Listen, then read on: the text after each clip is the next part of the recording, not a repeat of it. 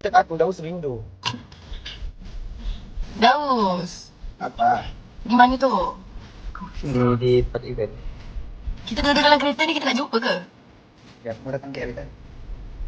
Naik kereta dari Sabah? Ke tak apa. Aiman, rindu Aiman.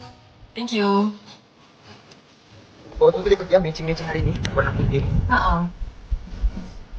Daus, cepatlah balik sini. Kita apply batch 3. Boleh tak? Boleh tak kita apply batch 3? Aku rasa aku nak apply kerja dekat office lah. Boleh juga. Ini apa tu? Yang Melu sekarang sombong Dizzy dia jadi model sekarang.